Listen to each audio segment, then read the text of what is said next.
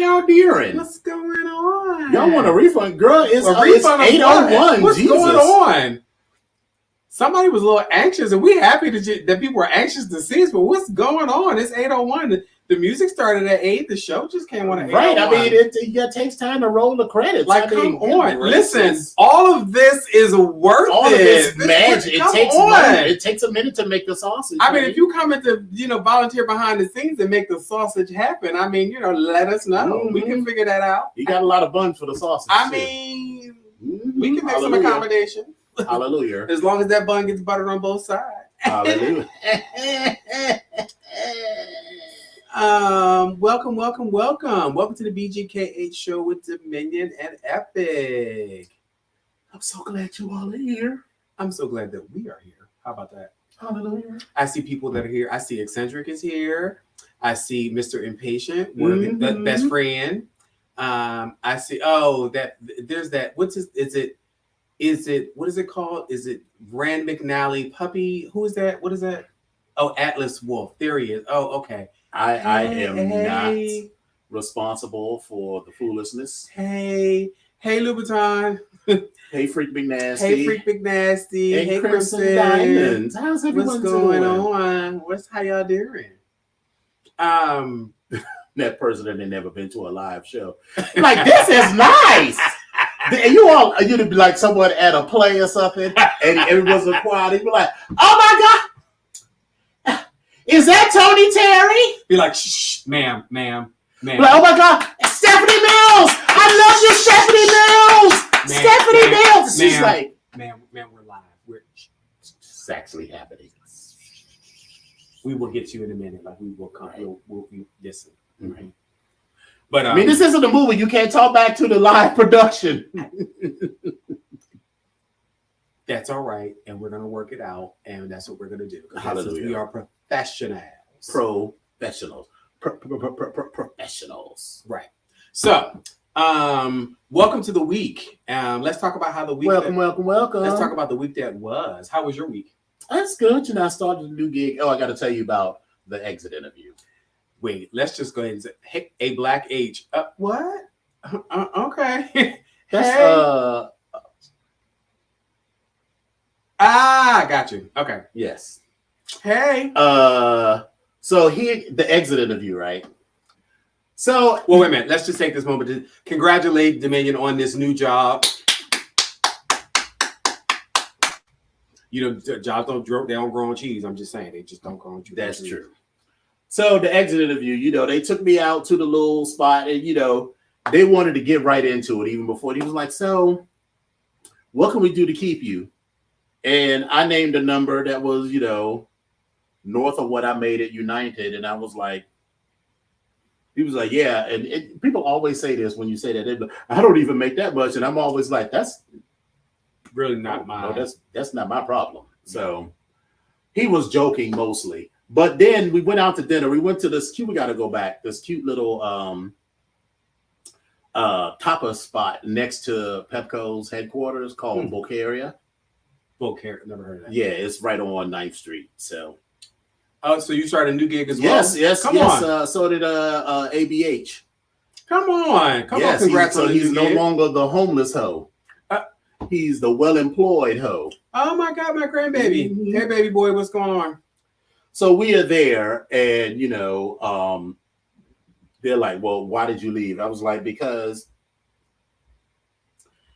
I'm a senior program manager, and I was doing admin work, and they were it was like they were trying. They understood that, but they didn't really understand it because they kept being like, "I know, but we were trying to grow you into something." And I was like, "There's nothing for you to grow me into. I've grown. You've grown into that. That's what you're doing." Yeah, I mean, I could manage these projects better than these other people, except for the fact that I don't have a background in electrical engineering. I went to pause. Baby boy, listen, I will be there next week, and so if we have to have a conversation, we will have to have a conversation because I'm going to be there next week. You got a wedding to go to. We will need you to not be unemployed. I'll be back for that. Yeah, girl. Let's just keep it clear. you went off on your supervisor in the office. That's I understand that people get on your nerves, but the best way to deal with that is to get another job, because you don't ever want to be in a position where you have to check that box that says I have been fired or have been asked to leave my job, because you're already black, you're already a man.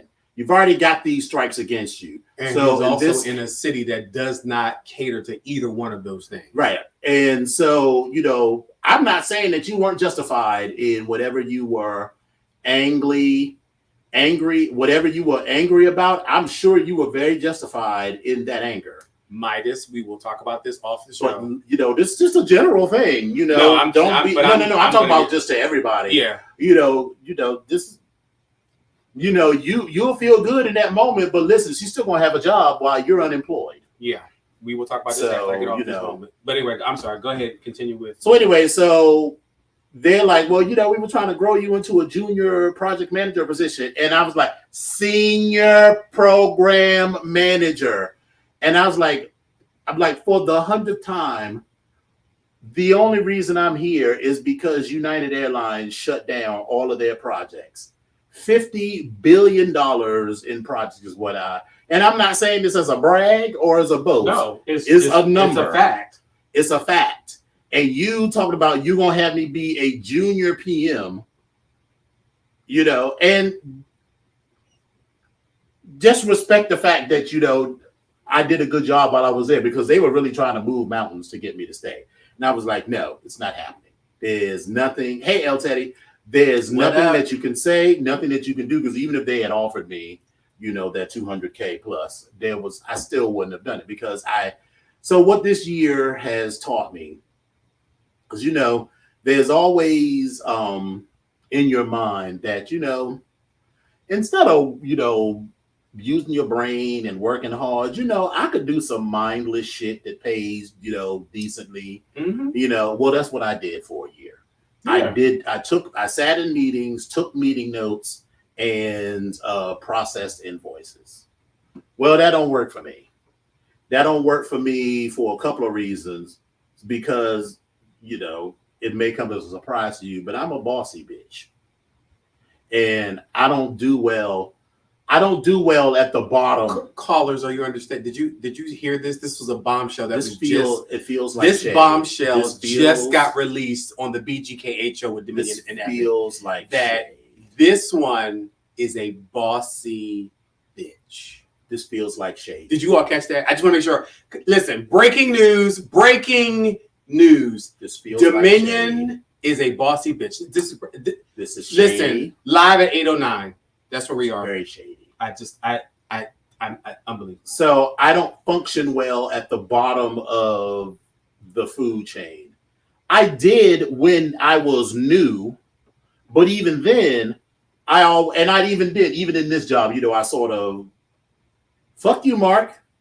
I mean, you can go to hell. All y'all can go to hell. Breaking news. I told you, breaking news. Anyway, so it is less that, I'm bossy. It's more that I'm a strategic thinker. And Pepco was one of those kinds of places where they exactly, eccentric. I'm in control. Exactly. I am in charge of the girls, and the girls never come up short. And I'm not bossy. I'm specific. I have very specific ideas about how things could be run, and I'm never wrong in that. Hence the relationship with specific beauty. Exactly. Very specific. I'm just saying. And so there was, also, and something that I realized is that people condescend to admin staff a lot. And I feel like I tried not to, because I tried to be very cognizant of that. But as an admin person, this whole thing that, well, we want to give you a this junior PM position that you can grow into. I was like, bitch, if you look at my resume, Like, have you you can looked at my see that resume? I have not been a junior PM since 2003. Just say, this is what we got right now. We're glad that you're here. We understand that you need to move on and keep it pushing. And then he asked, well, what can we do better? And I was like, well, since you asked, file 2, section, paragraph 1. And then like an hour later, I'm like, all right. And I conclude with paragraph 793, subpoint 12. So I was like, well, you asked. And I was like, well, here's a good thing. I met a few good people. I was like, but, I don't like the bureaucracy because, things just keep going on. He's like, well, you won't get the same thing at bureaucracy at Amtrak. I was like, but here's the difference. I'm not an admin assistant. I'm a senior program manager. So I have the ability to affect the change and manage the bureaucracy instead of just being told that things are going to happen, because there are a couple of times where shit happened and I was like, this doesn't make any sense. This makes absolutely no sense. And it was clear to me in the conversation where I said, here's a better way to do it, that they didn't even hear me because of my title. They're never going to hear you. And I try to at least listen. I'm like, listen, a good idea can come from anywhere. Absolutely. And that's what they say, but that's not what that's what their words say, but that's not what their actions say. Right. And that is true that a good idea can come from anywhere. However, sometimes it does depend on the delivery. Sometimes. Well, I mean, I certainly didn't say like I'm saying, you, right? Yeah. I certainly didn't say like I'm saying now, this is bullshit. This don't make no fucking sense. I was like, here are some opportunities. Here's some ways that we can improve this product. And they did what but they was just like, they said, we'll take it under. We'll take it under advisement. So and then exactly, and then nothing ever came of it. Yeah. And so I was like, oh, so I mean, listen, I get it, because I swear to that same conversation that we just had, mm-hmm. I've witnessed that happen at my current job, and I'm just like, yeah, sure. So I left there, and then even in like these 3 days, it feels good to be in a place where like, oh, because like we were working on some budget stuff, right? Mm-hmm. And I don't know nothing about these budgets, but I know spreadsheets, inside and out, upside down. And I also know about budgeting and planning and strategic planning and stuff. And so I started talking, and then so like my boss was like, you want to drive? And I'm like, I mean, I'm not trying to take over this. She was like, that's not how this team works. You have an idea. So I took it over. I was like, so we changed all of this and did all of this. And because I had caught her, she like misspelled something like specific. And then I misspelled like beauty. She was like, you misspelled beauty. You misspelled beauty. It's like, thank you. But it was fun. It was like joking back and forth, but it was like professional. And it felt like at the end of the day, when there was like a work product, it was like, oh, this is what I do. It's like change management and process improvement. At Pepco, it was like you're told this is the process and you got to make it work no matter how dumb the process is. Right. I feel like now I could be like, this process doesn't make any sense. I could say to my boss, this process doesn't make any sense. And she was like, well, what can we do to make it better? And then I could go back and do something. And then she would be like, oh, okay, well, when she said she's going to run it up the chain, that means she's actually going to do it and then have me present it, and then something actually is going to happen because of it. So anyway, all that to say is that I'm happy. But on day one, a good friend of mine, clued me into another job. And so I've got a new job, but potentially I might have a new job, and we might end up doing this show remotely because I might be moving. I won't have to move anytime soon because they're working remote. But when I am ready to move, I can do the job from wherever I want to. Like get you in the world. You ready to roll. So I'm like, okay, bye. And if they do, because the thing is that this company is opening a South Florida office in Davie, which is the next city. Where's Davie? Yeah. Davie, Florida. So here's Fort Lauderdale, here's Davie. So for the ocean, Fort Lauderdale, Davie.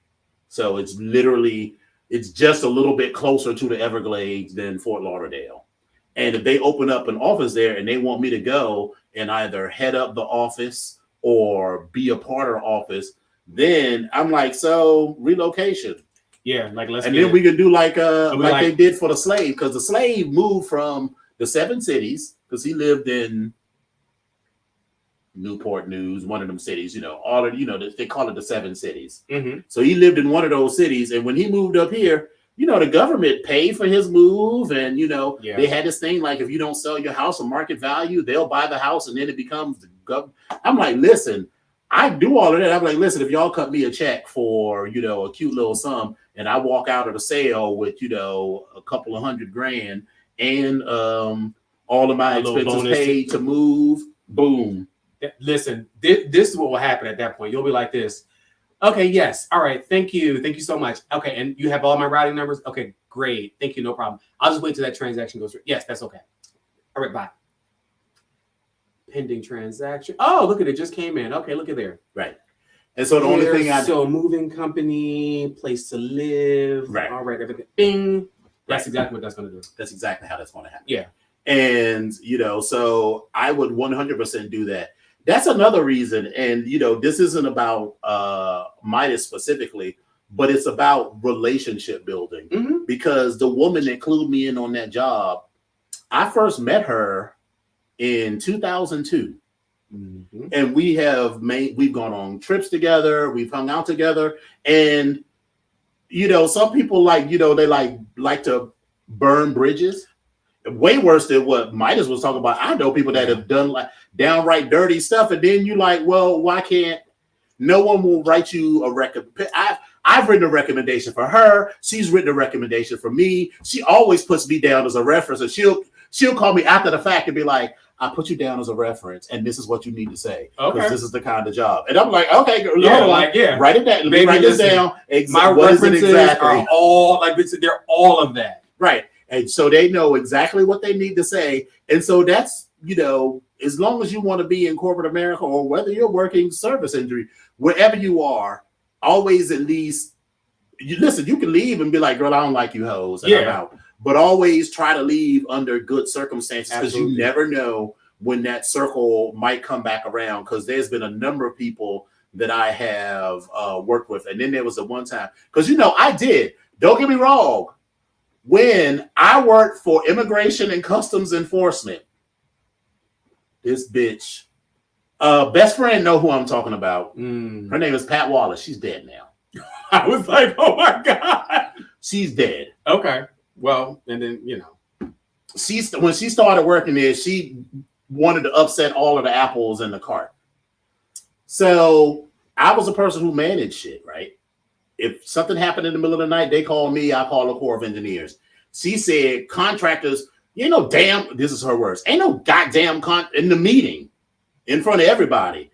Ain't no goddamn contractor supposed to be managing all of this stuff. And I was like, listen, girl, I'm just a contractor. I just do here to help. So if you want to manage that, that's fine. Yeah. Good. But that was like the first time. The second time she cussed at me and said some other shit and was yelling at me in the meeting. And I'm saying to myself, there won't be a third time. There won't be a third time. So one night I get a call from one of our facilities. ICE has detention facilities. Mm-hmm. So when some shit go wrong in the detention facilities, it ends up in the local news. So like one time a detainee didn't get his medicine and tried to commit suicide. And that shit ended up in the Los Angeles Times, which then got the Dianne Feinstein, who was a senator from California. Then that gets a call. When a senator calls the head of the agency, all shit stops. Yeah. And I'm usually the person that handles it. So my boss never gets those kind of calls, but she wanted to handle it. Okay. Well, the dude said Pat didn't answer the phone. And here's why Pat didn't answer the phone, because Pat was an alcoholic.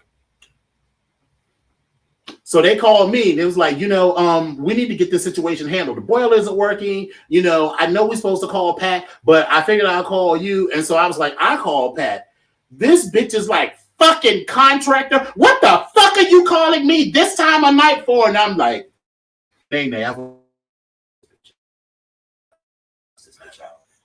I know it, but if you cuss this bitch out, you know you got to leave tomorrow. You just know. If you cuss this bitch out, and the sad part is you're gonna leave tomorrow. You reason with yourself. You be like, bitch, wait a minute. But if I cuss her, but bitch is gonna feel so good. Right? If I cuss this bitch out, oh my god. But how am I gonna make this work? Because all this is, thank God for the brain power. Because this drunk, bitch. This is all in like 5 seconds. Yeah. She said all of this and all this. I'm like, cuss this bitch out. How am I gonna handle this? What am I gonna do? All right, is that the plan?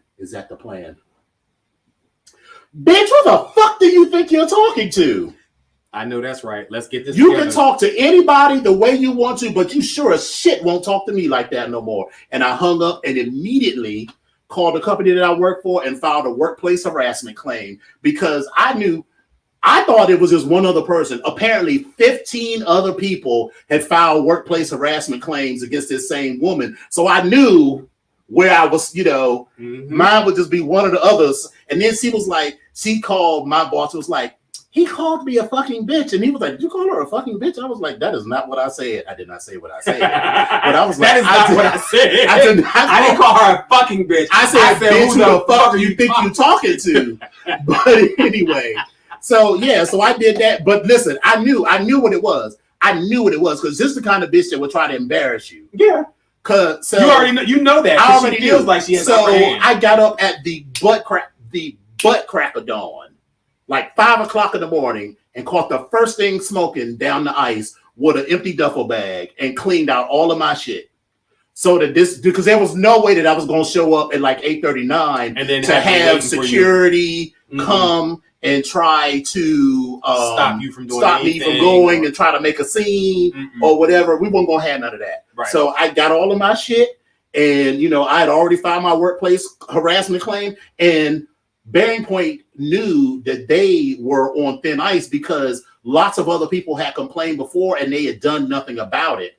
And so if we really wanted to, we could have filed like a class action lawsuit, or we could have done a lot of things because it could have gone to the Washington Post, because it's real easy to be like, listen, someone could have been like, I filed a complaint like 4 months ago because she was not what one would call an attractive woman. But we had to travel, but she took this one dude with her to Dallas or whatever and sexually harassed him. And I don't just mean like, hey, you want to go back up to my room? She was like, she got very handsy. So I'm not saying that, one is much worse than the other, but I'm saying all of that happened like 4 or 5 months before what happened with me. So baby, I got like a month vacation that didn't go against my PTO. I just didn't have to report to work for like a month. And so anyway, so when you're in that position, you can cuss a bitch out because you got an exit plan and you know what you're going to do. And I was already a senior manager. I had just taken the workplace harassment training. So I already knew, because what I said, because I didn't know there were like 15 other people. But what I did know is that if I filed a workplace harassment claim, they can't fire you for at least a month. Until you've proven. Until they've proven it one way or another. And they say the claim will always take at least a month. So I was like, well, then I could at least find another job in a month. But that didn't even have to happen because they were like, my boss called me in the office. She was like, I am so sorry. How about you just take, the rest of this month and next month off, and we'll reconvene. And I was like, so what am I supposed to do? He was like, just take the time with your paycheck. Go on now. Bye. Right. And so I was like, all right, cool. So anyway, so all of that to say, I'm happy where I am now, but I might be happier someplace else. I know where that was. I do tell these long ass stories because I left ICE and breaking news. Fuck you. Breaking news. Dominion just said it's as long as. Okay, I'm sorry. I'm sorry. ICE CBP TSA. Breaking news. I'm sorry. When I left ICE, I moved to CBP. Mm-hmm. And like half of the people, I got the job at CBP because I had all of these connections at ICE. But all of the people at CBP who also hated Pat were like, I'm glad you cussed that bitch out because I've been wanting to cuss that bitch out for a long time. So it actually worked out because everybody was sympathetic to what I had done, but it could have gone the other very way. south. And a lot of that was because, like you said, the relationship building that you did. Right. I built those good relationships and she had built terrible relationships with the same people. So they were like, whatever the fuck you said, she deserved it. You know that's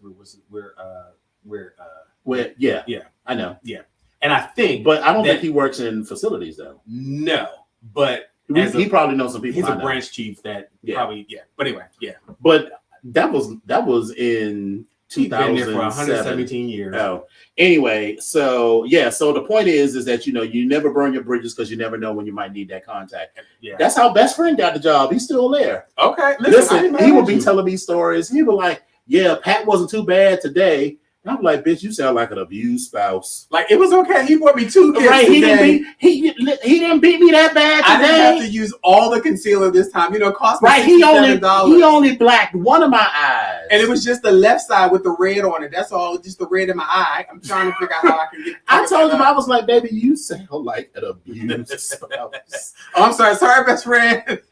It wasn't just him. Because again, we were all friends. So we would all go out and conversation would inevitably turn to Pat's latest foolishness. And I would feel so free because I was like, this isn't my monkey or my show again. And I used to tell them all the time, I was, bitch, you should leave.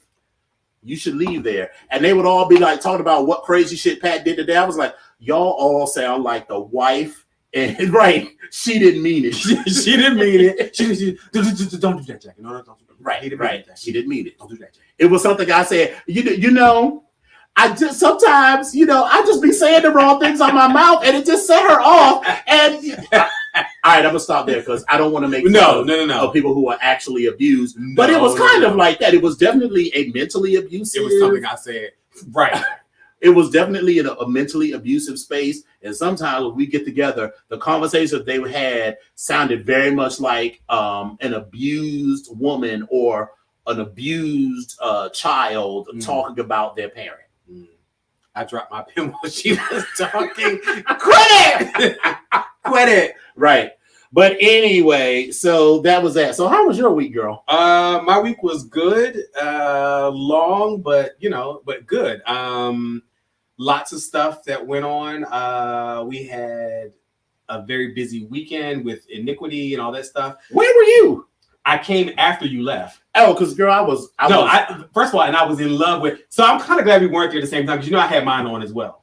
The same red joint. I knew it. That recycling. Like, he's probably going to recycle. Bitch, I was recycling like shit. If you see my pictures on Instagram, or actually if you see the picture that's like on the header of the BGKH show with that red. That's exactly what we wore to Code Red, like 2 years ago. And from the neck down, I am literally wearing the exact same thing with just that DJ Marshmallow helmet on. But other than that, I had on the exact same shit. Baby, I reworked that outfit with a because we had already bought the same. We did, and I didn't realize we bought the same thing. We bought the same coat from Amazon. And but I got there, and the reason I got there late because I came down. Yeah, well, I came down to help get set up, but then also I had tickets to go to Markoff's haunted Halloween thing out in Dickerson or whatever. Listen, I'm not Dickerson, Maryland, or something like that. Oh, okay. But I'm not a Halloween haunted house person. Like I love Halloween, but I'm like that haunted, like scare me type of shit. Like I don't like that bullshit. But I did that night, and you're in the woods, and it's like a trail. It was really cute. It was really, really cute. Now, bitch, listen. Cute or scary? No. It was cute in the sense that you knew that nothing was going to happen. But when shit happened, it happened real fast. And so, for me, I was fine with just about everything that happened because people were jumping out. They scared you a little bit here and there. You weren't paying attention. But, bitch, this is the one thing that got me all the fucking way together. There is a tunnel that you have to walk, a bridge you have to walk across, and it's inside this room. So it looks like a tunnel going through. And you're walking on this metal grate, and there are the laser lights that are on each side. So with laser lights, it looks like a wall. So you can't see anything on the other side of it. Right. Well, baby, hands started coming through the other side of the motherfucking laser lights. Oh. That fucked me up. But this is what got me. Because it was so long and the laser lights were shining in our face, but they were on the side, I couldn't see in front of me. Right. This motherfucker walked all the way up in front of me and was like, blah! I was like, motherfucker! I was so pissed. He like got all over my face, and I was like, I couldn't see to the last minute. I was like, ooh, I'm gonna kill this motherfucker. That motherfucker, oh my God, that motherfucker, that got me all the way together. And then the second thing that got me together was we were out, because it's in the woods, they have all these little houses and shit set up and tunnels and shit going on. Like, it was a lot of shit that logistically thinking you had to have planned for at least 6 months to get this shit all set up. This guy came around the corner with a samurai sword, and bitch, because I can't see in the dark. I'm sitting there and I was like, what the fuck? Meanwhile, this when I saw it, the fucking sword was here, and I was like, what the? Meanwhile, I'd have been dead to the motherfucker if this was a real sword. But anyway, after all that, it was a really good thing. I enjoyed myself. It was cool. I had a good time. Am I going back again? Maybe. But it was a rainy, cold, wet night, and it was muddy outside. Yeah, it was a lot of that. A bad night. But it was still a really good time. So I think that's it. I'm glad I went to it, because I wasn't going to go to it at first, but I'm glad I did go to it, and I wasn't going to waste my motherfucking money. Right.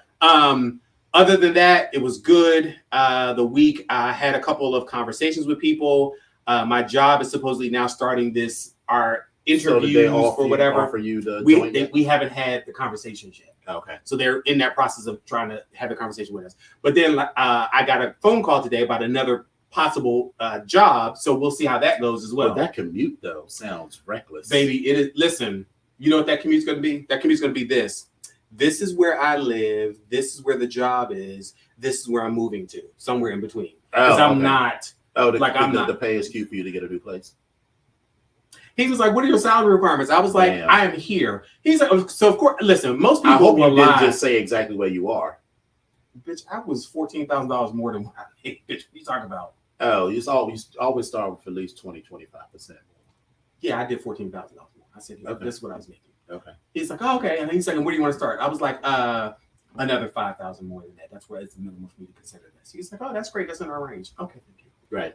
So that's why when people be like, well, why you keep moving companies? Because the only way to make more money is to really get a new job. It's to get a new job. They'll give you like these little step 2 or 3% increases. My job, but I have never got. Every time I've made like a huge increase in salary, it's because I changed jobs. My current job, I found out through HR, if I took the position that is the actual program manager position, you know, there's only going to be a 15% salary increase. Exactly. I was like, I beg your pardon? Exactly. So I have more responsibility. You're about 15%? 15% of what? You need to bump me up to the next level. That's what the range is what you need to bump me up into. That's what pissed me off. Right. So whatever. Yeah, so let's fingers crossed this works. But yeah, so we'll see. And it was just a conversation, but it was all the right things. So hallelujah. I'm glad things worked out for you. Yeah, we shall see. But other than that, it was good. Driving my ass off. And listen, let me tell all y'all people right now, if you are riding in a Lyft or an Uber, because I need to write a book about this. Mm-hmm. You are riding 15 minutes. No, I'm sorry. You're riding 22 minutes in a car with somebody. Mm-hmm. Your Amazon, I mean, not Amazon, your Lyft or Uber person. What sense does it make for you to ask, can you hook up your Bluetooth? And you have 2 other people in the car with you. But you want to, for a 20-minute ride. For what? And it was like, sir, Bluetooth to do what though? Is your Bluetooth, would we be able to tap into your Bluetooth? I was like, no. But to do what though? To listen to that music? You're only in the car for 20 minutes. But my point is, it doesn't matter what, because this is my feeling on this. It's a fucking 20-minute car ride. It's not even your car. What do you need to hook up to a Bluetooth to play fucking music? And you were clearly having a conversation with the 2 people that you were with, loud as shit. So even if you did hook up, you would have been paying attention to the music that was there. In fact, both of your people that was in the car with you was singing what the fuck I had on my iPad. Right. Come on. But you look at me like I'm crazy when I was like, no. She's like, oh. I was like, you asked me a question and I told you the answer. No. Oh, okay. What the fuck? So I'm so glad my face is covered from here because I'd be like, right. But whatever. Bitch. You doing rideshare, we should share a story. Oh my God. Listen, Lauren, we can definitely share some stories because there's some shit that people say and the things that they do. Like, and then most rideshare apps, you're using a GPS. For me, I use Waze. It talks about the traffic. It talks about the police. I gotta it be talks paying about attention. The music is supposed to be at a low tone. Yeah, like and it also kind of you avoid a lot of that shit. Sometimes it does take you around the way when you can just make a U-turn or whatever, but not very often. Like it's not adding extra time. People want to get in. No, make a left here. Go right. Why you gotta do this? Make it. Girl, when I get in the Uber, I just I said to that back. person, this. I don't know if she was. I don't know if she was African, if she was Caribbean. I'm not sure what she was. But she was gruff, and I was trying to understand the accent. Mm-hmm. And I turned around, I said to her, I said, ma'am, I'm going to get you exactly where you need to be. Do me a favor, just let me do what I need to do. I will get you there. I'm following ways, and I'm going to get you exactly where I need you to be. Okay, but I don't know. I mean, I was like, okay, you know what? Tell me where you want to go. I try to go. Tell me where you want to go. Make a left? Okay, great. Make a right? Okay, great. Make a left? Okay, go. All right. But is this where you want to be? Okay, great. Thank you. Have a good night. Right. Get out of my car. The reason you don't do that I understand.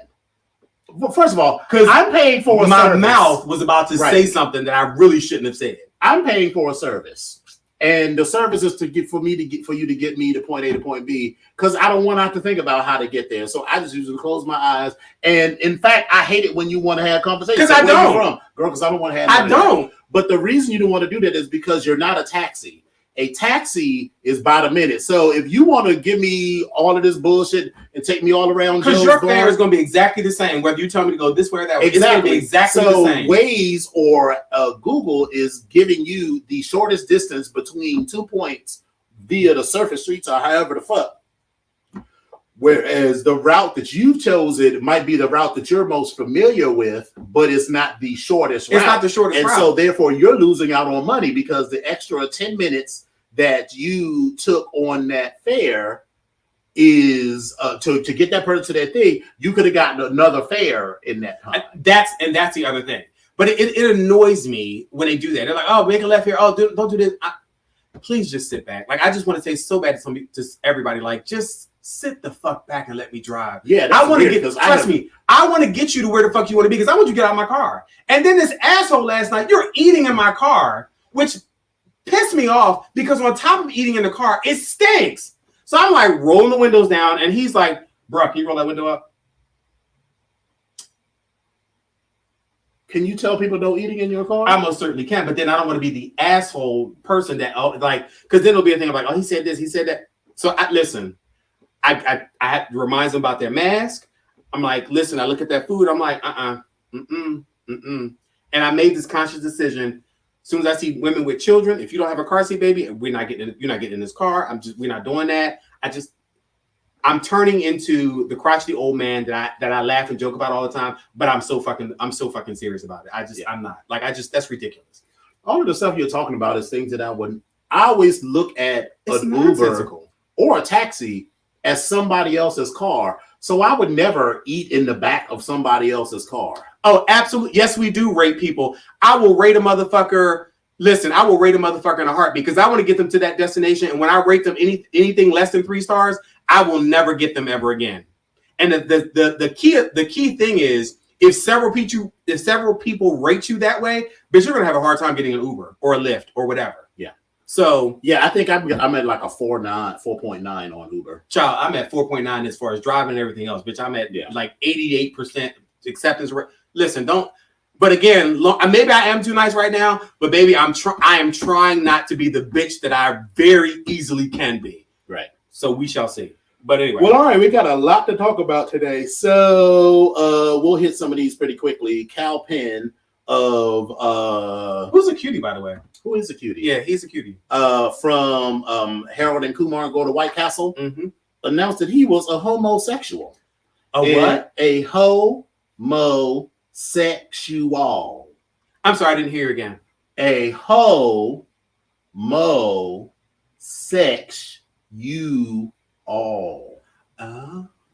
And that he is engaged to his partner of 11 years. And that's the whole story. Okay. Well, wait a minute. Pause. Yes, best friend, you can tip if you want to with cash. In fact, I have people do that several times. The Lyft will tell you that you do it through the app, but that's a way for them to track your tips. Right. So you do what you want to do. But I will never turn down a cash tip. Let me be clear. So Letitia James, who is currently the Attorney General for Come New on, York, black Letitia. woman, announced that she was running for governor. Come on, Tish. Then the last story that I want to talk about real quick is that Regina King, Brenda from 227, got her star on the Walk of Fame. So good for her. And one of the things I hate about commercialism is that they change the name of stuff. And I was like, well, what the fuck is TLC Chinese Theater? It's Grauman's Chinese Theater. Grauman's was a family. So, okay, it's cool to have something named after a family. It's literally been called Grauman's Chinese Theater as long as I've been alive. Right. So, and I'm sure long before that, but apparently TLC, who makes those shitty, TCL, who makes those shitty big screen TVs that last for like 3 views. Well, it's whatever. I'm not saying they're quality stuff, but they're Listen, not bad. I have learned the hard way is that you only buy TV. I only buy TVs from Samsung and LG. Those are the only 2 brands of TV that I buy. Whatever you buy, do not buy Westinghouse. That is the worst TV you could ever buy in creation. I generally will. I stumbled on a couple brands like that through Best Buy because I'd always buy the warranty in case something happens. Mm-hmm. But anyway, yeah. Hey, I know some people that have some TCL TVs and they work. That's what they do. What they're supposed to do. But hey. So this was funny to me. This is the last story I'll talk about quickly. QAnon supporters gather in downtown Dallas expecting JFK Jr. to reappear. So scores of QAnon believers gathered Tuesday afternoon in downtown Dallas in the hopes that of all people, not Rush Limbaugh, not J. Edgar Hoover, not Dwight Eisenhower, not even the black guy from Little Caesar, Herman Cain, but noted liberal John F. Kennedy Jr. would appear heralding the reinstatement of Donald Trump as president. Now, here's a couple of things to remember. One, Donald Trump lost the election by an electoral landslide. That is a fact. 2, John F. Kennedy Jr. has been dead since 1999. 99. Okay. He died, not Ronald, exactly. Right, not Ronald Reagan. Right. Not Nancy Reagan. Right. Not Pat. Is Pat Buchanan still alive? Is he?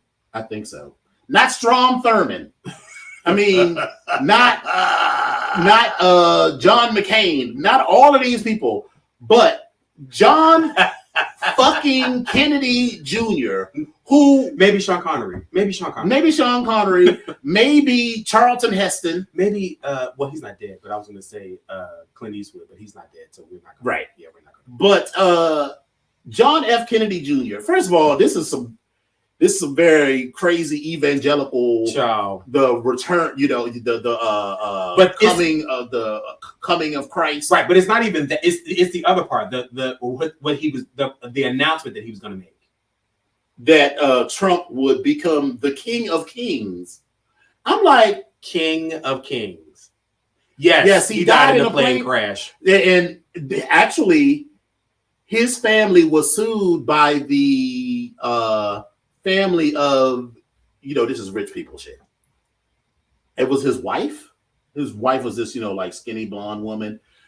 John F. Kennedy Jr., he was piloting the plane. Okay. And they all died as a result of his error. And so his wife, who was like some famous family in their own right, sued the Kennedy family because he said, their daughter's death was negligent homicide or whatever. So he'd been dead. He is the scion of a notedly liberal, I'm sure there's conservative members of the Kennedy family, but he was a notedly liberal that's what we're going to liberal member of that family, and that he would come back and announce Donald Trump not as president, but as King of Kings, but also claim that he won the election as well. That he won the election. He's going to be reinstated. However, they left because it started raining. Now, this is let me tell you something. I know some people that are, I won't call them crazy Christians, but they really believe in the end times and all of that shit they say in Revelations. And if somebody told them that Jesus was coming back, they would not be deterred from staying outside in the rain. Yeah. Rain, bitch, rain. Absolutely. Not a hurricane. They were like, well, he's coming, so I'm standing right here. Not a thunderstorm, just rain. And I'm just like, I get rained on every day when I take a shower. So like, what the fuck? I'm gonna stand here. Y'all just crazy, huh? So I mean, those are people you gotta watch out for, because if this is some shit that they believe, they'll believe anything. And that is exactly it. So someone said, while it may be hard to laugh, while it may not be hard not to laugh, some of the theories are more outlet at some of the groups' more outlandish claims. The fact that such a large group was able to mobilize in person is the concerning part. Yeah, over such craziness. Over such a crazy idea. I mean, because even if you think that Donald Trump won the election, because it's bullshit, but at least it's based in a potential fact. Hot, it could be bullshit. It could possibly be. It's not. Right. It could, but in the realm of things that could actually happen, there could have been a mistake and Donald Trump could be the president. He absolutely is not. But that a man who was rich, this isn't somebody who needed to hide. He was rich.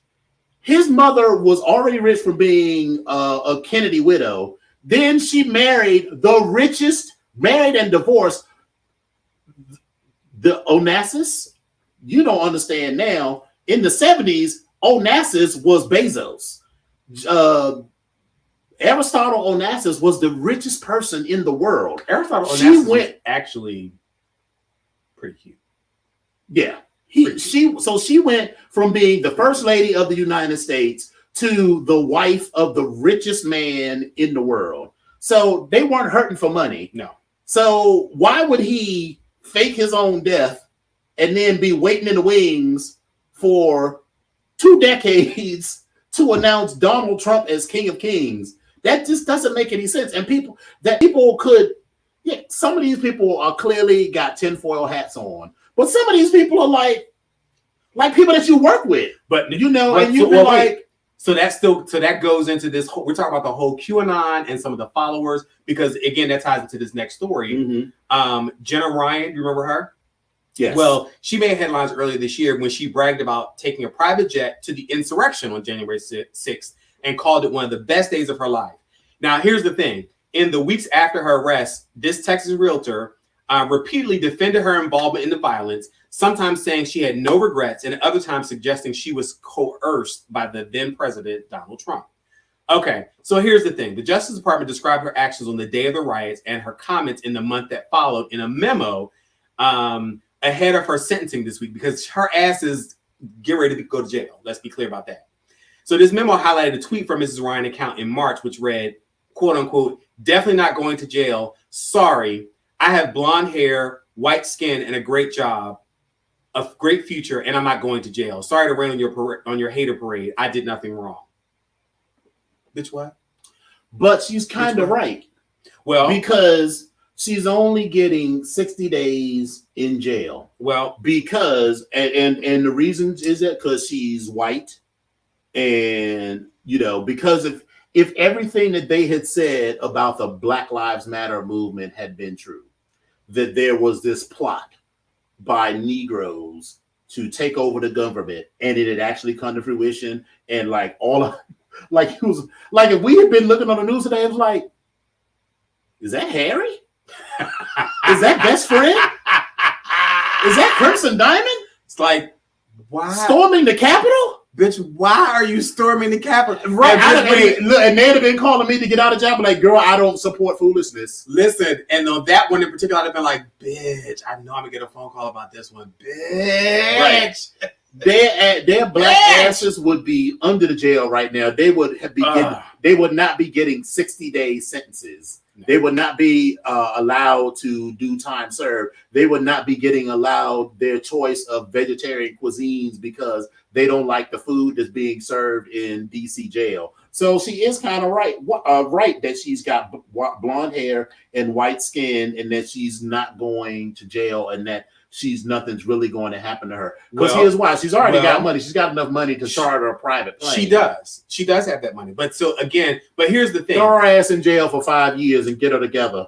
But see, here's the thing: she's vastly. She's going back. But wait a minute, she said, "I thought you had $50." Yeah, I got $50, but not on foolishness. About me, I know, but I'm speaking for him. He got $50, but not for foolishness. Yeah, girl. Listen. I got $50 if you get jumped in a fight. Or well, first of all, she not if she's getting in a fight and I'm there, that bitch ain't getting jumped. Let's be clear about that. The bitch is not getting jumped. If I'm anywhere near that bitch, then bitch, we both getting jumped because bitch, we gonna be back to back and battling bitches. Right. That's what the fuck I know. Windmilling like a mug. Bitch, listen, and you better be picking up every fucking chair and piece of glass and everything else and slicing bitches. But that's just me. I'm sorry, I digress. Right. But anyway, back to Jenna. Jenna's ass, she's going back and forth with how she feels about the situation because she's at one point she said, "I did something noble and I'm proud of being there. I have no shame to be there. I feel very persecuted," and that was sometime in January. Then she said that she felt perfectly innocent about her involvement and I did not know I was breaking the law. Then in February she turned around and she says, she regrets everything and believes that Trump lied to her about the election being stolen. She said, "I bought into a lie and a lie is a lie and it's embarrassing." Now, after that interview, she made some other statements and she said, one of them said that they are reflecting a belief that she is immune from punishment because of her appearance and social status. Again, she's going back and forth. She is part of the tinfoil hat crew. Like she's going back and forth, which tells me that you are a little unstable. You're part of the tinfoil hat crew. And you're a little scared. Unstable. And I think she's a little scared. That she's but what about her makes her unstable? Because you keep going back and forth. 1 minute you're saying no. That just feels like a rich white woman trying to cover her ass. Well, to me, so here's what's going to happen. It feels like nothing's going to happen to her. She goes to court tomorrow at 10 a.m. and we will see exactly what the fuck happens with Miss Jenna. If she's, nothing's going to, if she's not going to feel it in her pocket and her ability to earn future money, I mean, I don't know the law, but I'm like, these should be felony charges, and those felony charges should then prevent you from, doing certain things. A lot of different things. It'll make it harder for you to get a passport. It'll make it harder for you to. Doesn't it? I don't know about that. Maybe not. But it'll certainly deal with some jobs, opportunities and stuff. And I think she needs a fine. She needs a fine. She needs like a $50,000 fine. Yeah. And she needs to spend not 60 days in jail. She needs to spend a year in jail. Not in some little cushy prison. I'm not saying she needs to be in with the hardcore rapists and murderers, but she needs to be in jail. I mean, she's privileged. She has white skin and blonde hair. She'll be fine. She needs at least a year. She's privileged. She'll be fine. Jail. She'll be fine with the it's her light skin and her blonde hair that gives her privilege. Yeah, there we go. So she'll be fine. Anyway, off of that crazy and onto one of my favorite crazies, Miss Cardi B. Mm-hmm. And it's crazy in a good way. But Cardi B is set to host the 2020 American Music Awards. And this is going to be on Sunday, November 21st. She's going to host the American Music Awards, and it's going to be live for the Microsoft Theater in Los Angeles on Sunday. She's a 5-time AMA winner. She has 3 nominations in this year's show: Favorite Female Hip Hop Artist and 2 nods for Up as Favorite Music Video and Favorite Hip Hop Song. She joins a long list of hip hop stars to host or co-host the AMAs, including MC Hammer, Will Smith, Queen Latifah, LL Cool J, Sean Combs, and also Pitbull. And this also is going to be the 5th consecutive year that a Black female star will front the AMAs. So Cardi B is not Black. She is Dominican, but her father. Most of those Dominicans do not claim their blackness. Well, even though they could be darker than me and you. This is true. But again, be like, I'm not Black. Okay, girl, sure. This is how they wrote this up, and this is what they're going to. This is what we're saying.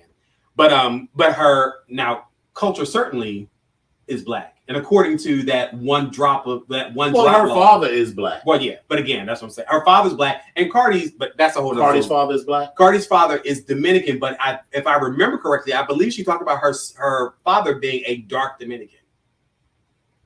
I could be wrong, but anyway. But again, part of that Dominican heritage, there's some African in there. You and I know that, but they don't want to claim it. But girl, don't claim it when it's to your benefit. I'm just saying. I mean, no shade. I mean, I'm fine. I don't But yeah, Cardi B. But I don't think I love Cardi B. Yeah, and I don't think she has ever had that type of moment. But again, no, that's what I remember. But anyway, we'll see. Anyway, all right. She follows Tracy Ellis Ross, Sierra, and Taraji P. Henson. So good luck on that, Cardi, and I'm looking forward to seeing you do that. Can we talk about this election and how Terry McAuliffe lost in Virginia? And I think that's all I'm going to say about that because I really don't even want to spend time on. All I'm going to say is I didn't follow it. Yeah, I didn't follow it deeply. But I will say I'm happy about Eric Adams being New York City's second Black mayor. And so he's a former New York City police captain. And he has this very attention-grabbing persona and keen focus on racial justice, fueled a decades-long career in public life, and he was elected Tuesday as the 110th mayor of New York and the second Black mayor in the city's history. We'll see. I hope this is a good thing for him. I hope this is a good thing for the city. I just hope and I pray. I hope. But it definitely starts a more center-left Democratic leadership that he's promised. So we shall see. Hey, Spiller Boy. So did Bill de Blasio. Well, yes. And everybody was like, Bill de Blasio was the man. He got this Black wife who used to be a hardcore lesbian, and he turned her back straight, and they got a couple of kids, and Bill de Blasio turned out to be not about the business. Well, listen, nothing's going to change. Well, you know what? I don't think anything's going to change as far as the police is concerned. Nothing's going. I agree with him. He's a former cop. He's a former cop, and he was a cop for a long time. Yeah. So I've not seen or heard anything to me that says he's going to go and do the kind of reform in the New York City Police Department that they need. So I don't know what that's going to mean. I've moved past the point of caping for someone because they're Black, because I've been disappointed. Listen, I learned that lesson my freshman year in college when I was at Florida A&M University, and I thought that we was all going to be about the business because we were all Black. And I was like, these niggas is just here for a job. I was getting ready to say something. You don't nigga. I was like, okay. These niggas is just here for a job, and they don't give a shit about me. Oof. And frankly, I've had, I sound like an old person. Frankly, I've had white people who've done better by me than some Negroes. But anyway, right by me. As far as Glenn Youngkin, listen, here's the thing.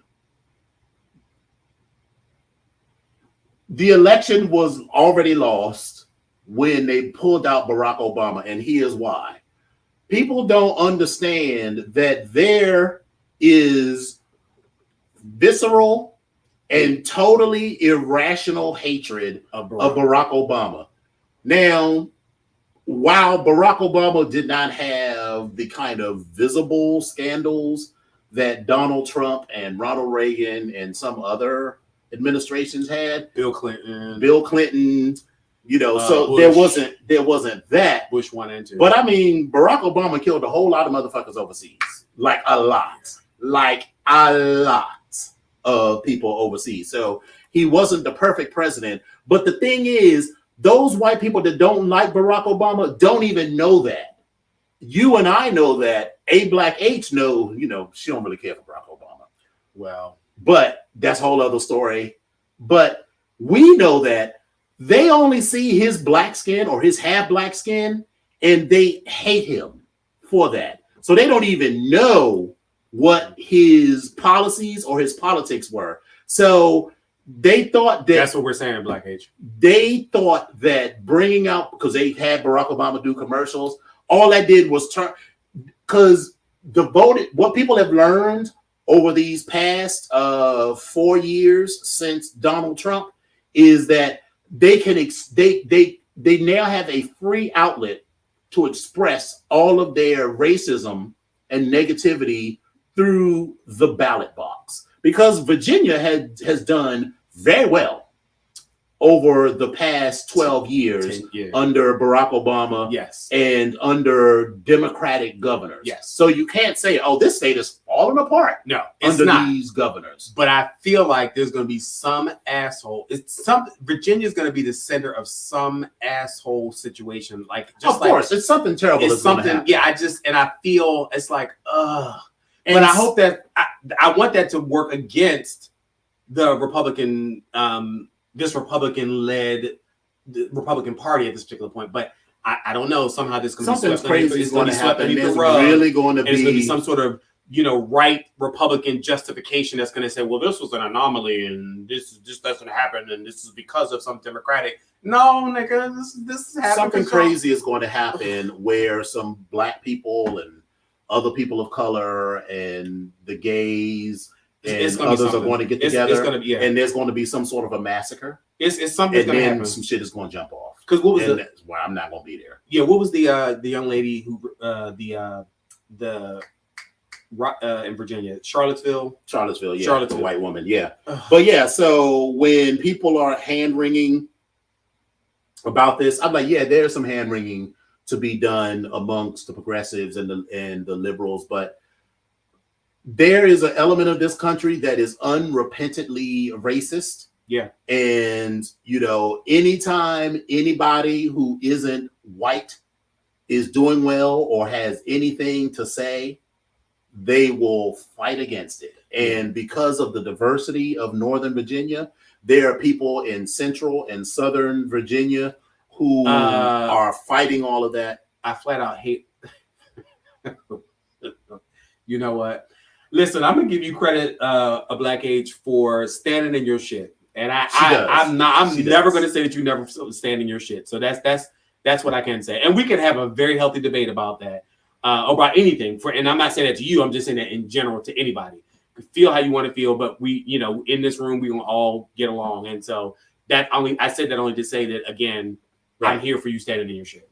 So I think what the lesson is not being learned is we did not learn this lesson with Barack Obama. We did not learn this lesson under Donald Trump. We're not learning this lesson with Joe Biden. These girls keep doing this. We're all Americans, I believe in our better angels. Whereas the people on the other side are, I don't give a fuck. And you're starting to see it, because, I used to be the kind of person that's like, oh, well, I hope these people who, don't believe in COVID, I hope they change their mind. And I was like, damn, just let the bitches die. I don't give a fuck. I don't give a fuck. I don't give a fuck. If you're going, listen, because the same people that don't believe in science and don't believe in masks are also racist and homophobic and anti-trans and a bunch of other things that I'm all pro. So let them die and let them fight in the sand. And I don't give a fuck if they die. I'm sorry. I hope their children learn the lesson from their dumb asses. But, let them all die. I don't give a fuck. Don't wear a mask. I'll be good. Because I got money. You got money. You got enough money and health I got insurance. 27 cents and I got a good health insurance. And I got 29. Shit, I got good health insurance. And we got good health insurance. It's these motherfuckers that's living out in the country that don't want to wear masks and all this other shit. So, against these racist ass conservatives. Exactly. They're soft against white supremacy on purpose. And it's all this, even like Kamala Harris was like, oh, well, I don't believe this is the America. This is not the true America. I was like, it is the true America. I understand that you are a politician, but let's keep it real, girl. What we saw on January 6th is the true America. Absolutely. And this whole mask thing, this anti-science thing, this has been the true America for decades. This is true. This and the dumbing down of science, and they don't want to take. They don't want to take, because of course I just got my booster today, girl. But they didn't kill the Indians though. I scheduled for mine on the 16th. They didn't kill the Indians. It was just a fluke. Shit just happened. Shit just happened. They don't believe in science and they don't want to take the shot because they don't know what's in it. But they will take ivermectin and drink chlorine or hydrochloroquine and bleach. and do all kinds of other crazy shit. So, Listen, right, the Democrats need to grow some balls. I was going to say that because that part right there, I absolutely agree with that because the Democratic Party has become so soft. But we can make it work. We can make it work, and we can make it work because the people on the other side, they believe that John F. Kennedy Jr. faked his death in 1999 and is coming back with the specific So yeah, so that means he already had. Listen, that means he already had prophetic vision to fake his death in 1999. He's Nostradamus. So that 22 years later, he could come back and declare that Donald Trump, who in 1999 was just a real estate mogul who was robbing people blind and apparently raping a bunch of women, would be declared the president and then King of Kings. That's what we're fighting against. You can't have logical arguments with people that believe that kind of foolishness. It just makes sense. I mean, come on. And so I put them in the same people. This is like church people. Like when people be like, well, it's in the Lord's hands now. I was like, well, then I guess you're just going to die, girl. Because, you just, the girls be like at the buffet, like, well, I can eat whatever, And then, when they're in the hospitals, like, I don't know why they taking my leg, Lord. Bitch, because at every possible opportunity, you ate the most. That's why they're taking your leg, honey. Then now you want to call it and say it's the devil. The devil is not your enemy. Carbs are your enemy. Wait.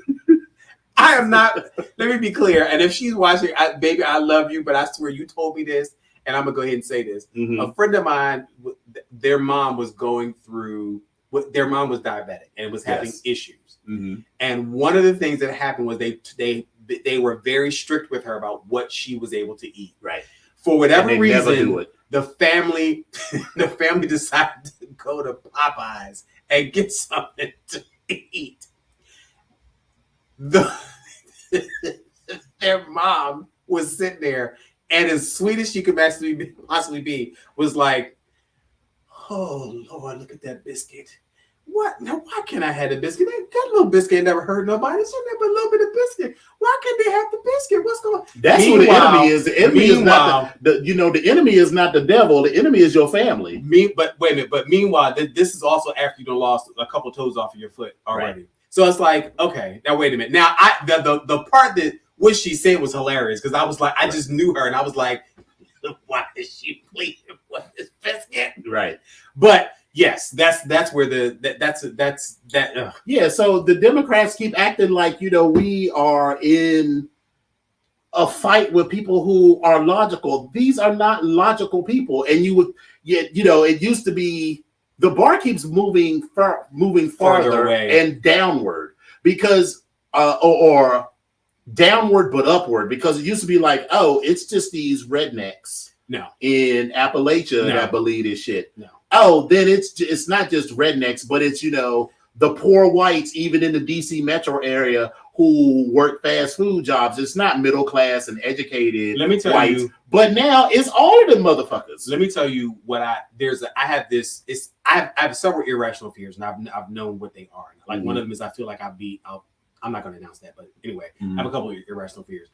One of my fears as of lately is that I'm going to get someone in my car and specifically a racist, and they're going to say something. I'm going to be like, someone will be getting a phone call to come get me out of jail. Right.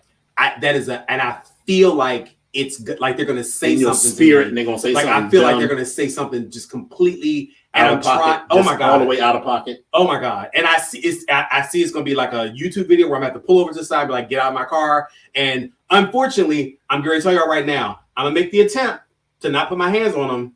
But you're not making no promises. But I'm not making no promises at all because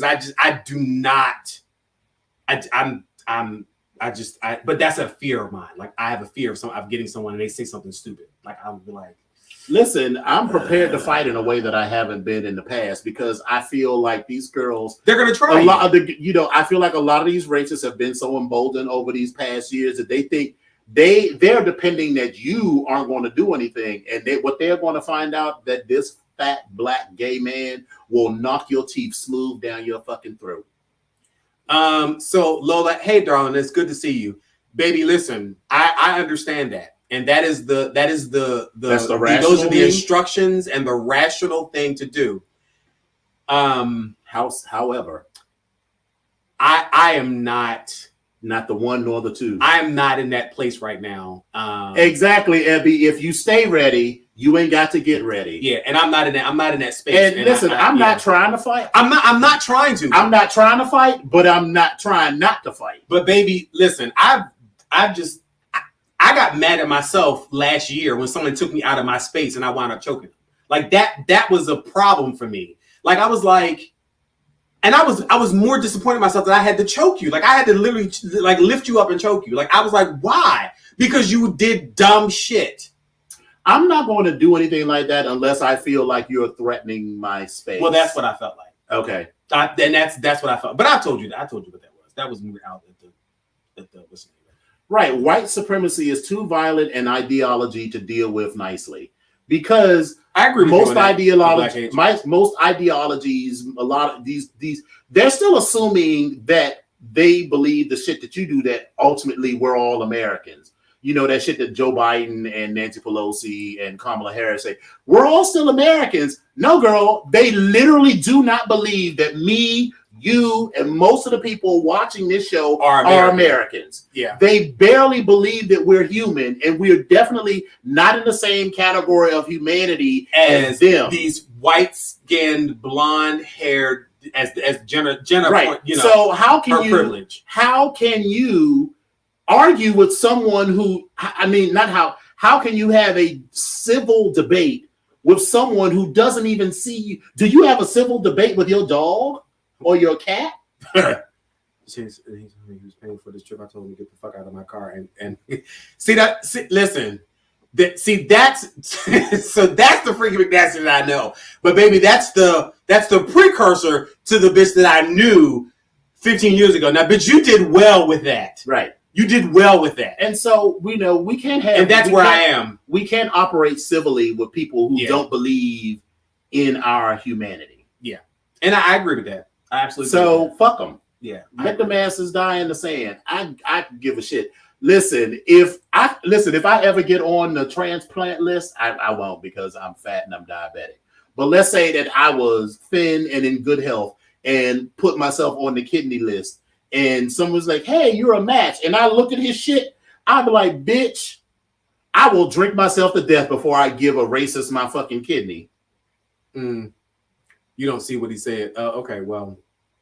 So he said, I had a dumbass with this Republican views talking shit in my car. I'm asked him to change the subject, and he told me he was paying for the trip. I told him to get the fuck out of my car because I don't need his coins. Listen, I do the same thing. I will pull over and tell him to get out after I got out the car, because my head is to his back, you know, because bitch, if you hit me in the back of my head, bitch, I will slam on this brake and then fuck you up. This is exactly why I have people to get in on the passenger side on the right. Bitch, listen, this don't be getting behind me. I cannot stand a bitch that gets behind me in the car. That drives me crazy. Push your seat all the way back so they can't get behind you. It is all the way back. Oh. And that's why I have them sit on the right-hand side, because that seat is all the way up, because that means I can get my ass back there. Oh.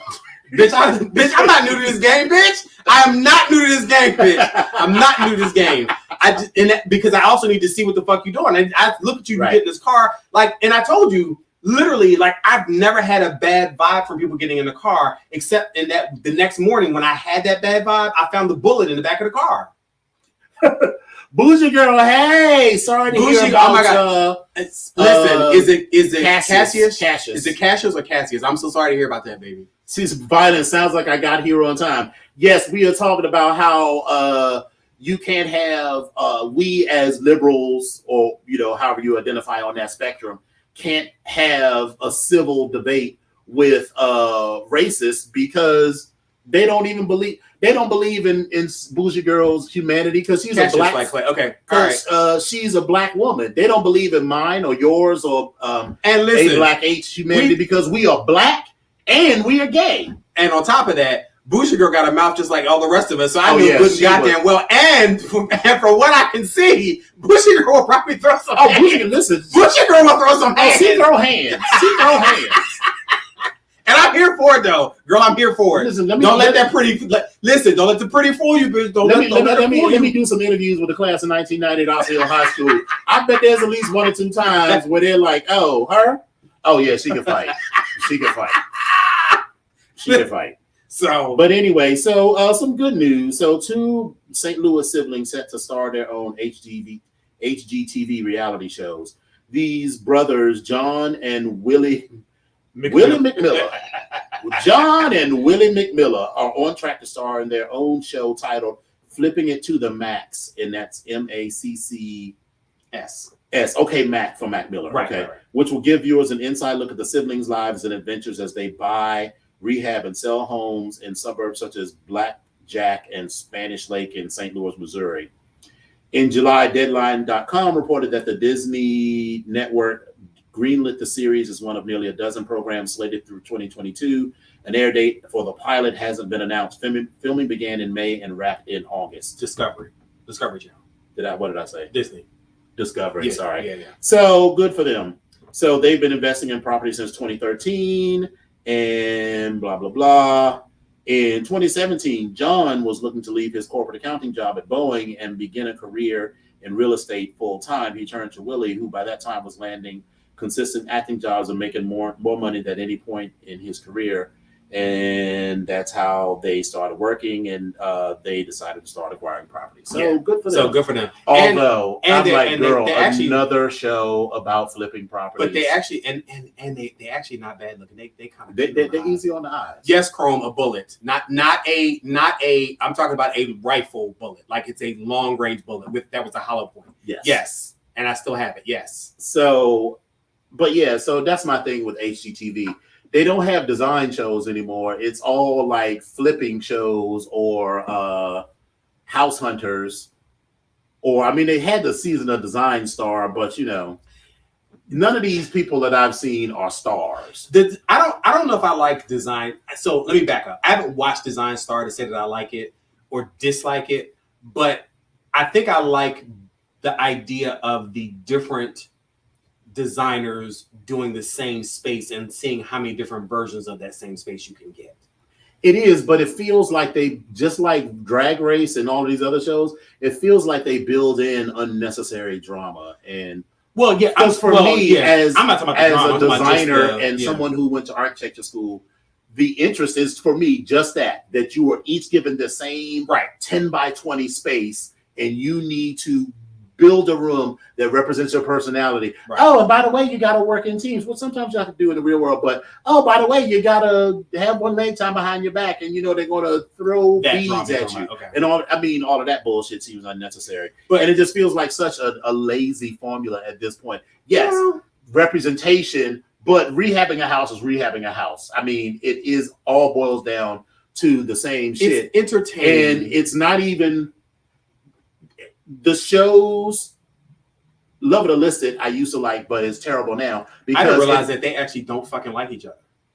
Oh, they don't? He cannot stand her, and she's unbothered. Listen, but what I don't like is all of these shows appeal to this suburban white woman aesthetic. Now, speaking of suburban white woman, don't get me to talking about my favorite, Candace Owens. Not Candace Owens. Well, Candace is one of my favorites. Was it Candace Owens? Candace Owens, yeah. But that's also Crazy Black Bitch.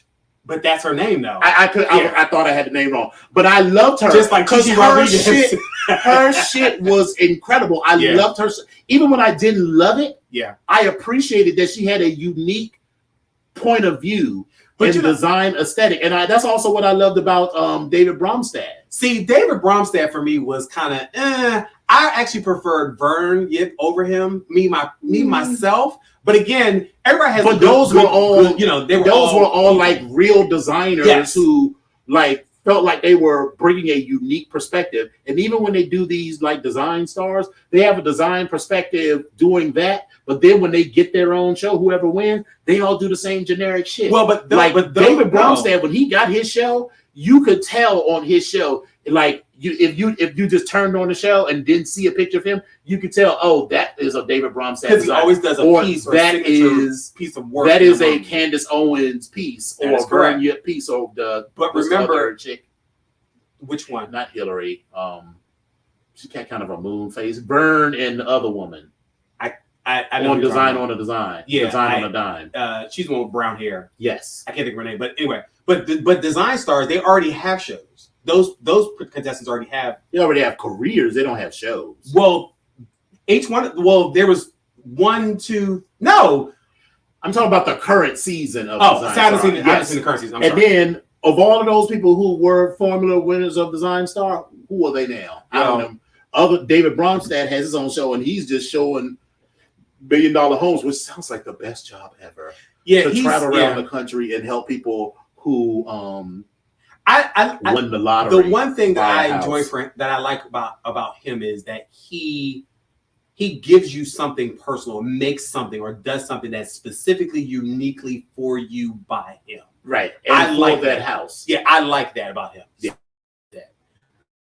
So yeah, but he's okay. So it's the same thing with HGTV. That's why I support him. Because I saw him at the new beach. I support him because he wanted to get because baby all these tats. I was like, baby, this body. When I met him, he did not have all of those tats. When I met him, he hadn't come. Everybody knew he was gay. Everybody knew he was gay. It was not a surprise, but we were still like, is that David Bromstad lying next to us at All Over Beach? He had on his trunks. But yeah, he had cute little cakes. But he did not have a whole body full. He had like a little arm tattoo. Just sort of. I think it's all of this was. Oh yeah, it goes up the neck. He's like he looks like a cute white trash rapper. Come on, cute white trash rapper. But yeah, so there's that, and then the last story. All right, Bougie Girl and Lola and a few of the gays. I need you to gather yourselves because. My boo, my husband, Tyler Lepley, is off the market. For those of you who don't know who Tyler Lepley is who Drake thinks he looks like. For those of you that watch P-Valley. I mean, he's also that. But if you the light-skinned bodyguard that is in love with Diamond. Yes. Tyler Lepley looks like who Drake thinks he looks like. I can't. Am I lying? I can't even. This is like you saying the great value version of something. I can't even say Drake is the great value version of himself. But he's not. He is, but Drake is very attractive. But when I saw Tyler Lepley, I'm like, that's probably what Drake thinks he looks like in the mirror. But when I sat him next to Jake from State Farm. Jake from State Farm can get it too. Jake from State Farm can get it. Baby, listen, he can get it too. But listen, that would be a nice little threesome. Jake from State Farm, Drake, and Tyler Lepley. Oh, that would be awesome. That's a whole lot of vanilla cream going on there. Mm-hmm. I think you need to get yourself some round brown ground. Some ground brown round. Yes. So he is off of the market, but I will say, A Black 8 says Tyler really is one fine man. Drake is just light skinned. It's a little bit more than that, but it is mostly that. He's just light skinned. It is mostly that. He's not unattractive. Yeah, Drake is not unattractive. And before I knew who Tyler Lepley was, he caught your eye. It was all about Drake. But then when I saw Tyler Lepley, I was like, Drake is not. If I had to choose one, it would be Tyler all day. Well, I would be between Tyler and Jake from State Farm. It's a toss-up. Why do you need to choose one? Well, that's true. I mean, what the fuck? I mean, if I ain't got to choose one, then I'll take all three. Yeah, I mean, like, what the fuck? I mean, like, come on. And I will say that Tyler also is very adept at putting on his girlfriend's eyelashes. So we did see that. I'm just going to leave that there, which may not mean anything. We did see that. We're going to dash over that. So good for him. So I'm glad that he's multi-skilled. Betcha Katie just won. Exactly. Listen, stay tuned for a sec. We're going to show this beautiful beam footage. But we'll be right back in a second. But check this out. Check this beautiful bean footage.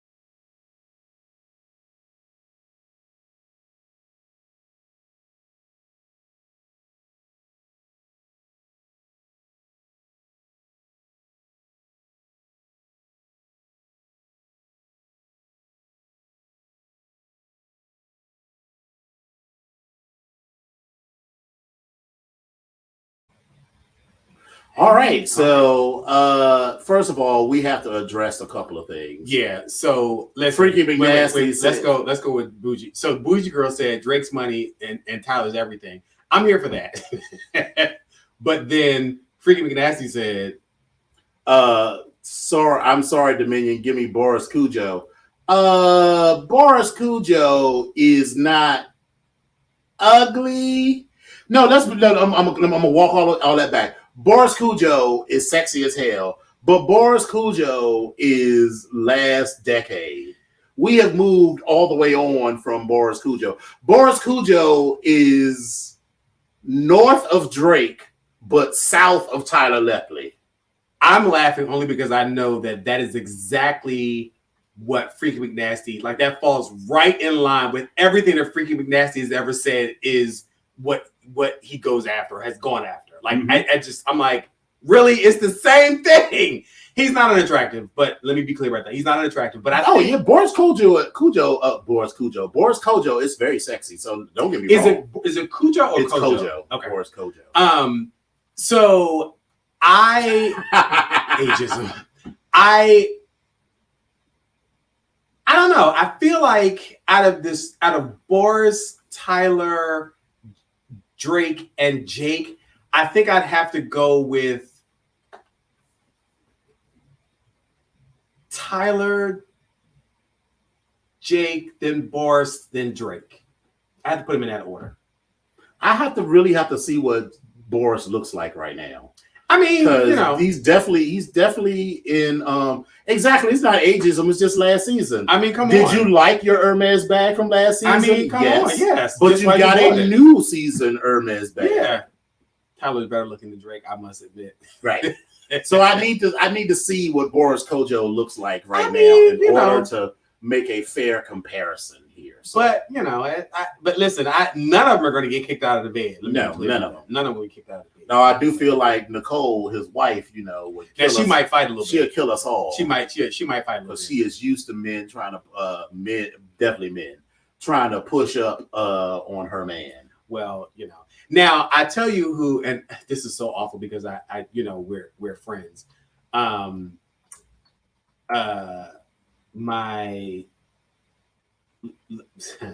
So Lamont Rucker, I've always thought he was such a fucking attractive man, and we're friends. But again, he's just an attractive guy. So that's that. I would go for that before I think I would go for a Boris Kojo. But that's me. All right. Well, are those kids? Is that their kids right now? I guess. Wow, one looks just like their mom, and the other one looks like their dad. Yeah, let's see. We're going to end this once and for all. So, hey, Nichelle, listen, come through, Nichelle. I'm so fucking glad you came through. What's going on? Listen, this is motherfucking Bally's and LA Fitness royalty. Come through, Nichelle. All right, so this is what this is a stock photo from when? From what year is this? Yeah, this feels a little 1990 or 2001. Was that what we're doing? Yeah, I got to add to the stream. So this is what Boris Kojo looks like now. So now that looks like a stock photo. That looks like it's from like that's probably his headshot. His headshot from like 2000 and type in do 2020. Try 2021.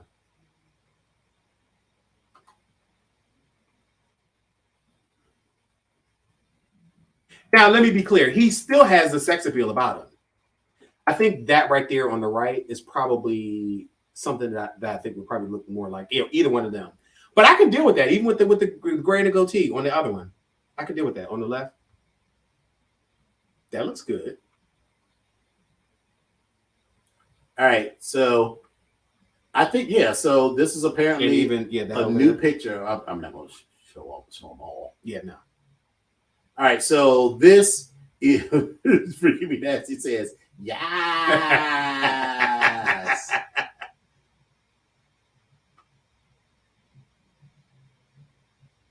Oh, you know what? Here I can just show that tab, and then we can see them all. Yep. Isn't this horrible? We finding out more and more. It just is what it is. So that's what Boris Kojo looks like now. Apparently had prostate cancer. So he's attractive, but I'm sorry, he's still south of Tyler Lepley. He is. I feel like he might even be south of I'm not even showing it. Not nooks and crannies. Not nooks and crannies, bougie girl. So that's what these are a couple of pictures of Boris Kojo these days. He looks very good, but I like that gray goatee over there. This one right here. That one looks kind of interesting. Like I could see him like it looks like everyday dude right there. Like yeah. I could work with that.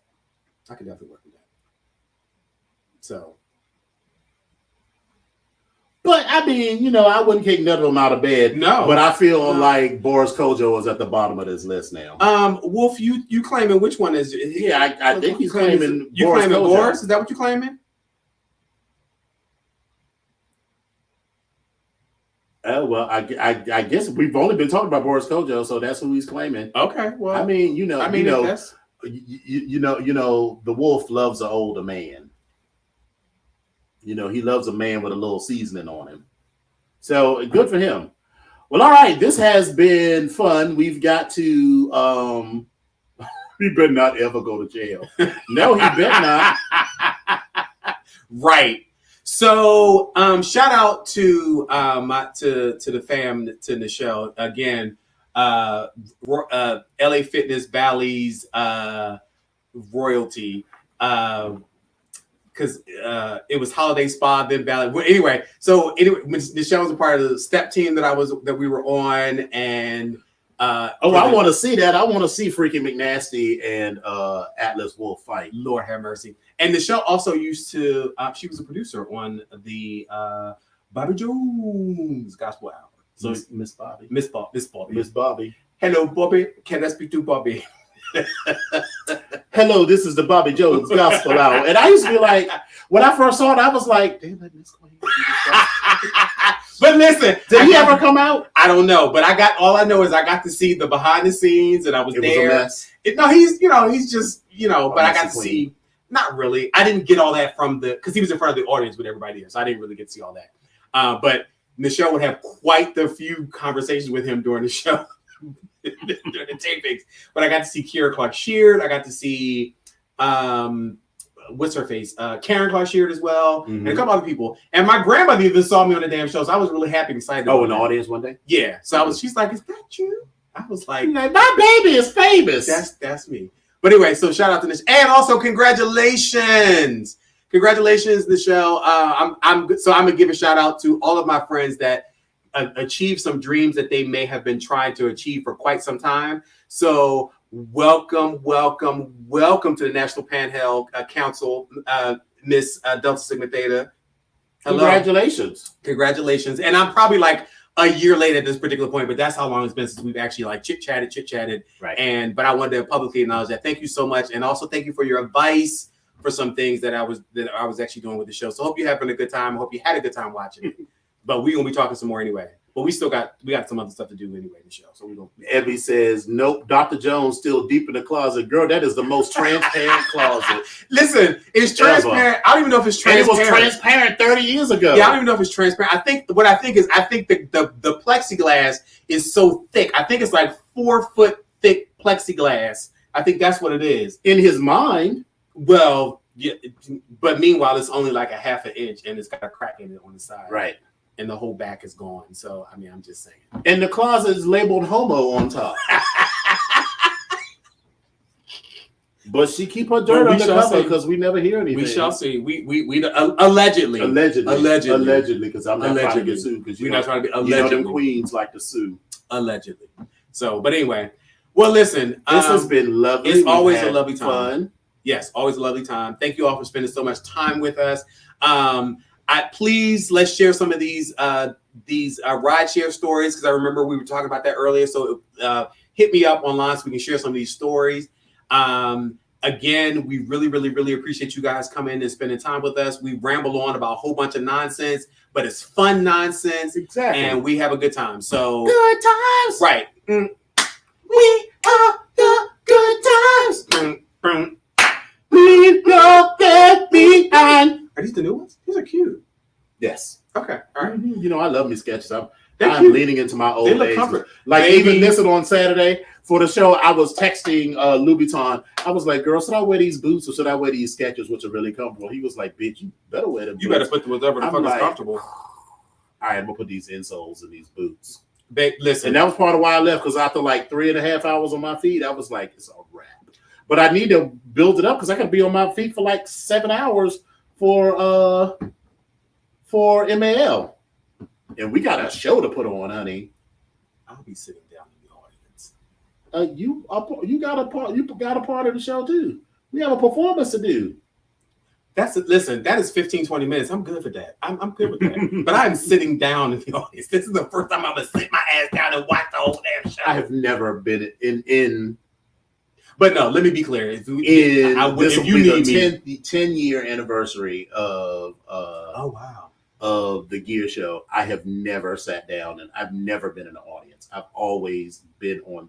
I've actually never sat and watched the whole damn show. Yeah. But okay. But yeah, whatever. If you need me again, that's what whatever. You was already drafted. That's all there is to that. Ooh, all right. Well, thank you all for coming out. We really do appreciate you. We would love for you all to send us some yes, Lola, questions for us to answer on air. Dear Dominion and Epic. That would be lots of fun. Yeah, like what do we so we'll message you. Yeah, we'll message a few of you all. We'll message our super fans and see if you've got some questions that you would like asked. And we would love for you all to like, share, and subscribe. So there's a little button down here. Down which side? Here. Where we at? It's here. It's on. Gonna be over here. So over there. Over here. Over there. Like right here. Over there. Like right there. Over there. Yeah. It's a little subscribe button. Over there. And that subscribe button that you see on your screen will then get you to notify. Notify you have to hit the bell too to get the notification. Then you'll get a notification when we go live or when new content is published. Yep. Also, if you follow the BGKH Show on the Instagram, every Tuesday night when we put up the little screenshot teaser for the show, there's a countdown timer. And if you click on that countdown timer like Best Friend does, then it will let you know when it's 8 o'clock and time for the BGKH show. Yes. So get it together. Click that like, share, and subscribe. And super fans, we try to make sure we drop some stuff in there for you all. So, we keep that we try to keep that up as much as we can. So when we get stuff up, we start laughing and joking about some stuff, and we'll throw some stuff in there. So we got a lot of stuff going on, and we're trying to make it happen. We're trying to be at 2.0 or 3.0. And we gotta follow up on some things too. But anyway, we do. Anyway, I gotta follow up on something because I've done everything on my list. All right, thank you all for coming out. That's called the revenge shade, because again, you know what? That was newsflash. Bossy bitch. Newsflash. Chet hasn't followed up. Newsflash. Chet did it. Newsflash. It didn't work. Newsflash. It gave what it was supposed to give without a transaction. Newsflash. It absolutely did not give what it's supposed to have gave because you wasted your money. All right. So lies, garbage, fairy tales. Thank you all for the champagne is very burnt. And the caviar was Osatrova. And I specifically asked for Petrosian Beluga. So I think it's the other way. No. Is it that way? Yes. She said, I wouldn't know this is Osatrova, and I prefer Petrosian Beluga. Oh, okay. I forgot. Okay. All right. But anyway. All right. So we really do appreciate you, and I appreciate him more than he knows. And, his friendship means everything to me. Oh, she all right. You really do. I mean, I like you. I mean, you be. Sure. I mean, basically, she's a pity friendship. I mean, because she don't have no other friends. All right. So thank you all for coming out. God bless you and good night. Bye. Bye.